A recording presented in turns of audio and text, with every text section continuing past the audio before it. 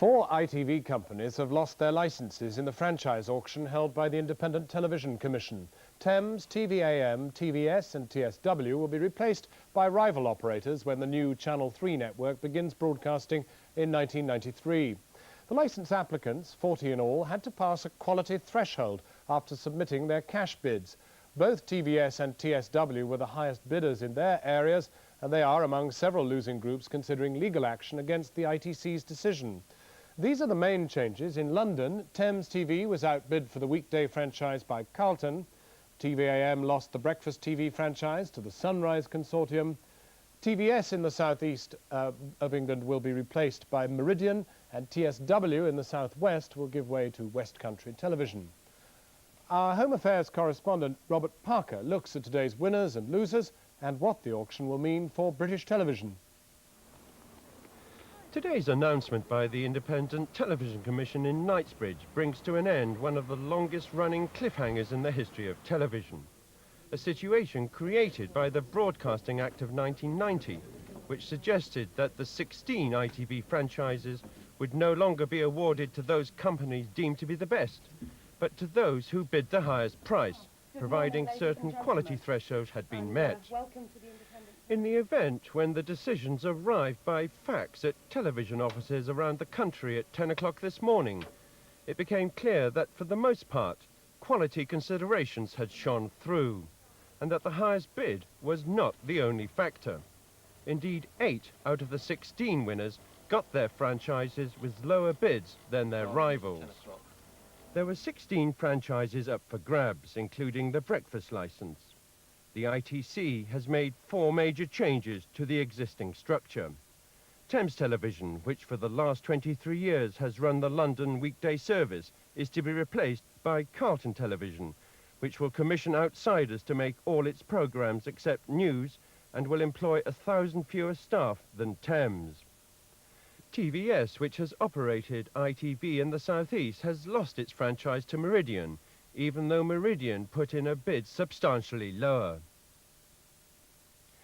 In the West Country, TSW lost its licence to the West Country TV Consortium, again, even though TSW bid twice as much. TVAM, which makes ITV's breakfast show, is to be replaced by Sunrise TV, which of the 3 competitors put in the highest bid at £34,610,000. Granada Television held on to its franchise, even though Northwest Television, which makes Brookside, bid 4 times as much and was thought to have a strong chance.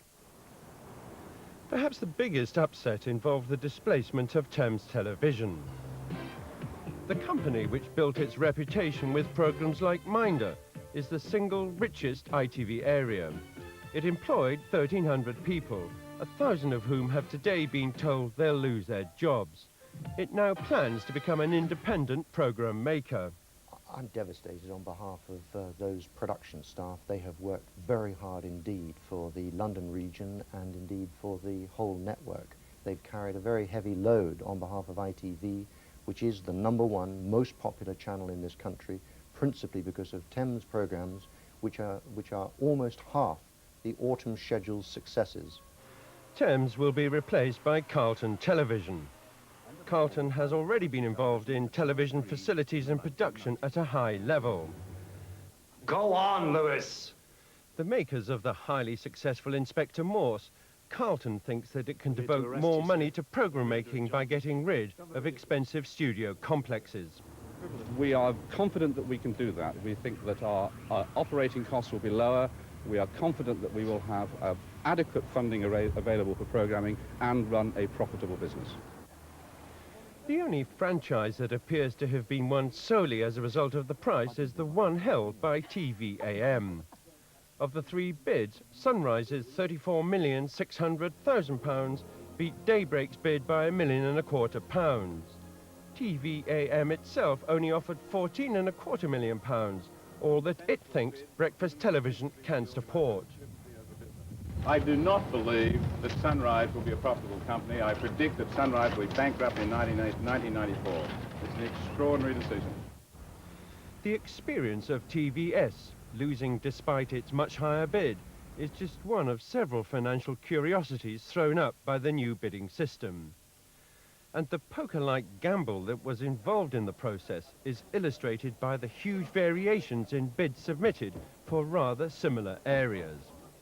Of the 5 most profitable existing TV franchise areas, London Weekday went for £43 million, while the second richest franchise in the Midlands was kept by Central for a token £2,000 a year, though they will have to pay a proportion of their annual advertising revenue as well. The London Weekend franchise was held by LWT for just £7.5 million, while the South Eastern region went for £34 million. Granada in the northwest hung on to their franchise for £9 million, a bargain compared to what some of the other franchise areas cost. And in his statement this morning, ITC Chairman George Russell referred to how big a gamble Central Television had taken by bidding only £2,000.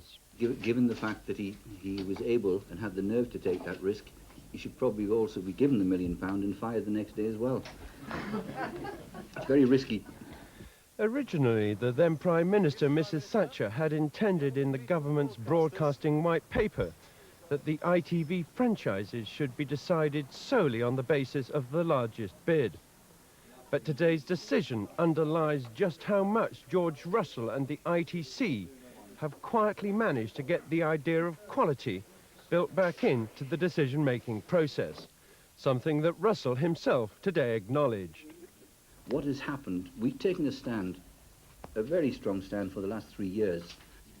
I'd like to think that at the end of the day, we'll be able to say that what has come, it's a belief that I think quality has won on this occasion, and viewers will win.